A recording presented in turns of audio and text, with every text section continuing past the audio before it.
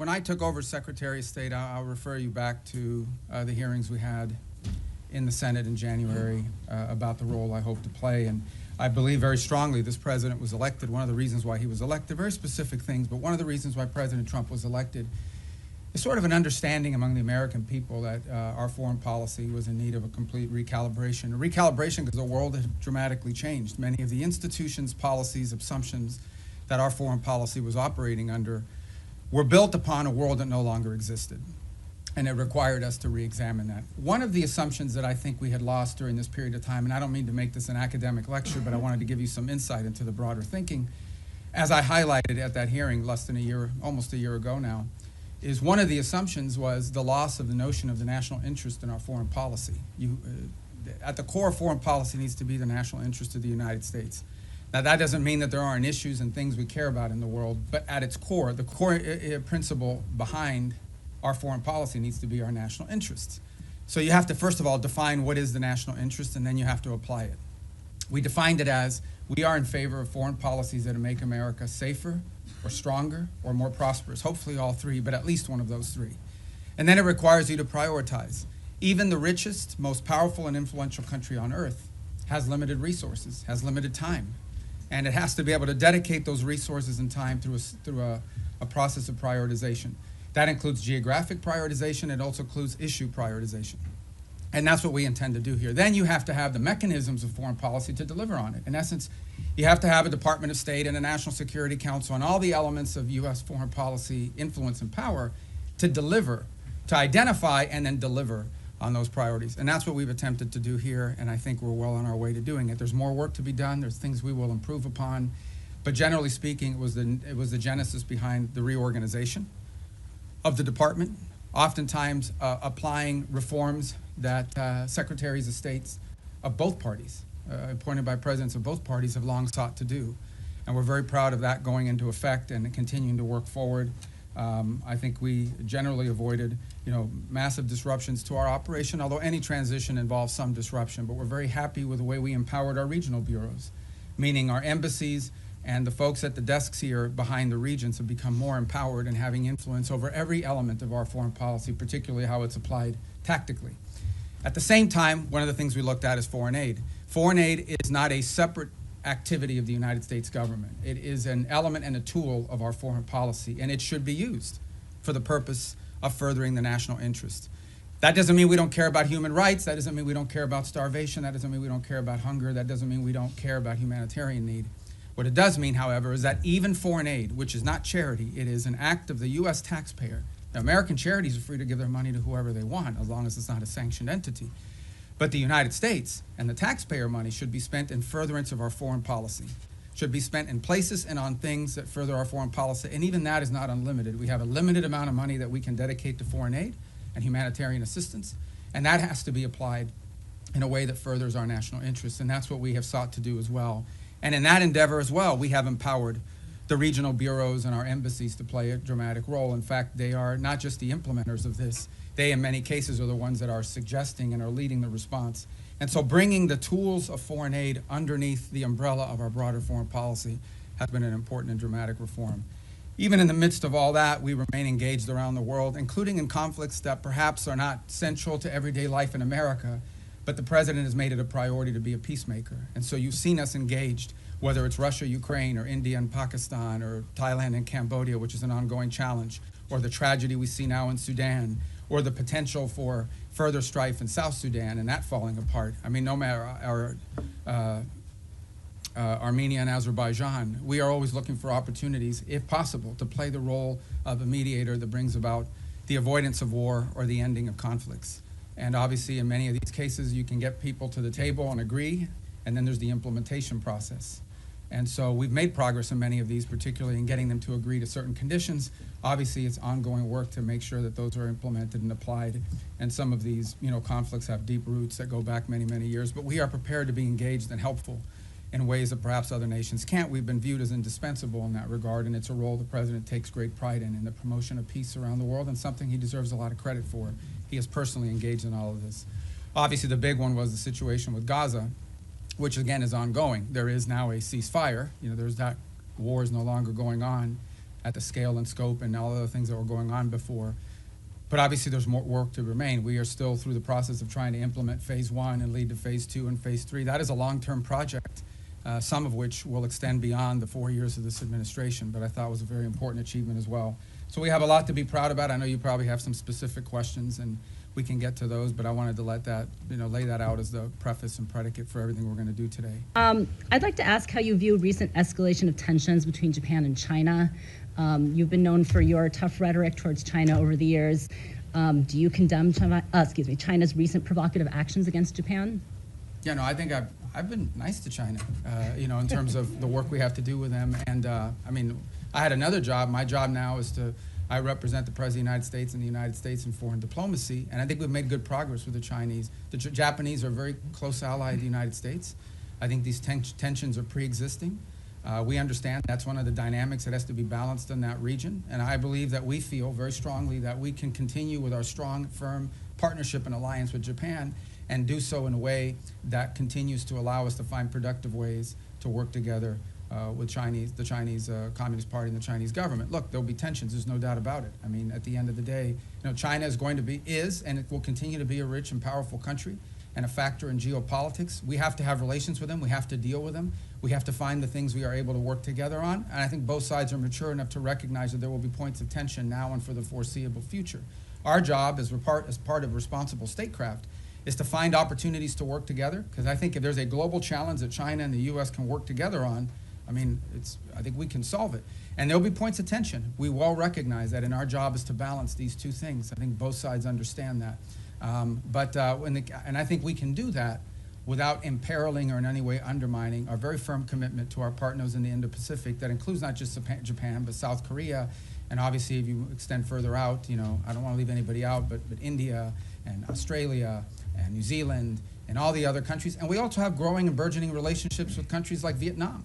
And even Cambodia, that we really haven't had very close contacts with historically, but we've talked to them a lot lately, obviously through the context of the conflict going on with Thailand, but also to figure out opportunities to work together strategically. And I say Thailand, of course, we've had a very long and strong strategic alliance with them for many years. There's some push within the European Union to either not comply with the increase in defense spending that the United States has been promoting, or also some European countries like Spain promoting closer ties to China, or going to China, or inviting more investment from China, or even Chinese technology in critical infrastructure. Are you concerned at all about this path? No, the countries made a commitment in NATO at a meeting I was at, where they made the 5% pledge, which is a dramatic and historic pledge, with the exception of Spain, of course, who didn't make that pledge. And we've had no indication from any of the countries that agreed to that they're not going to do it, because it's in their own interest. It's in their own interest. Bottom line is, increasing their defense capacity is in their interest, because it's their defense. As far as opening up to China, look, one of the biggest problems Europe faces is they're being flooded with cheap Chinese goods, including Chinese cars. They're being flooded. Their own industrial base is under attack by unfair Chinese practices economically. So, I don't know about the rhetoric you're pointing to or the examples, but that's a threat that Europe faces, and they need a rebalancing as well. They're also, like we are, experiencing disruptions to supply chains and things at the economic realm that are very problematic and dangerous for national security. So we would expect them to act at their national interests, both continentally and individually as their own countries. All right, we got to speed it up. Yes, ma'am. Hi, Annalise Nielsen from Sky News Australia. In your national security strategy, you've warned Europe about civilizational erasure. When you've been watching what's been happening in Australia with the rise of anti-Semitism and our government's response to the Bondi massacre, our Prime Minister's dodged direct questions on Islamic extremism, but then unprompted evoked right-wing extremism as a threat. Do you have any message to Australia about civilizational erasure, and why is America watching? Look, I just think it's very simple, and that is that any mass migration is highly disruptive to any country. We talked about it here in the United States. When you experience mass migration, I don't talk about immigration, I'm talking about mass migration. Okay, mass migration is a negative thing. It's not positive. And it's very difficult for any society to absorb and assume hundreds of thousands, if not millions of people over a short period of time, especially if they come from halfway around the world. There are cultural and assimilations issues related to that, et cetera. And so these are concerns that it's concerns I have about our own country primarily. It's been a priority of this administration to address this. But I think it's a growing concern in Europe. I mean, there are other voices in Europe and obviously in Australia as well that have expressed concern about this. These are facts. This doesn't make you anti-anybody. What it makes is you do have, as a sovereign country, the right to control how many people you absorb, how many people you allow in, and who those people are. This is a very basic sovereign right. Okay? It doesn't mean you don't allow any people in. There are people coming into this country every day to visit, to work, to live permanently, but you have to know who they are, and you have to have some limits and controls over what those numbers are. And obviously, because of some of the things we've seen, mass migration over the last decade has been highly disruptive, not just to the United States, but also to continental Europe, and in some cases in the Indo-Pacific as well. So I just think this is a real challenge that multiple Western advanced industrialized countries are facing, and I think it's pronounced in parts of Europe as well, and obviously, at least on the basis of your question, appear to be a challenge as well in Australia. There's a reason why this war hasn't ended, and that is because there's complex factors at play. I know that sounds like a throwaway line, but it's true. What we have tried to do in this entire process, and let's be clear about this. I mean, the United States is engaged in this. The president says this, and I'll translate what I think he's trying to say to you in all of this, and I think he's been pretty clear about it, is it's not our war. It's a war in another continent. We have equities, we have engagement in this war, but it's not our war per se. But we are been told by everybody, I think everybody would agree, that there's only one nation on earth, there's only one entity on earth that can actually talk to both sides and figure out whether there's a way to end this war peacefully, and that's the United States. And we've invested a lot of time, a lot of energy at the highest levels of our government. I believe, President Trump has had more meetings with foreign leaders and others on the war in Ukraine than on any other subject, including trade. He's invested a lot of time. Steve and Jared have invested time. I've invested time. The Vice President, the Secretary of War, others, Secretary of Treasury, and more, have invested a tremendous amount of time and energy in this. And what we're trying to figure out here is, what can Ukraine live with and what can Russia live with? Sort of identify what both sides' positions are and see if we can sort of drive them towards each other to some agreement. Wars end generally in one of two ways. Surrender by one side for another, or a negotiated settlement. We don't see surrender anytime in the near future by either side, and so only a negotiated settlement gives us the opportunity to end this war. A negotiated settlement requires two things: both sides to get something out of it, and both sides to give something. And we're trying to figure out, what can Russia give and what do they expect to get? What can Ukraine give and what can Ukraine expect to get? In the end, the decision will be up to Ukraine and up to Russia. It will not be up to the United States. So that's the role we are trying to play in this. And that's why you see so many meetings going on. This is not about imposing a deal on anybody. It is about determining what both sides expect and need to have and what both sides are prepared to give in return for it, and figuring out whether we can have those two overlap. And of course, that takes a lot of time and a lot of hard work. It can't generally be done in the media or in press conferences.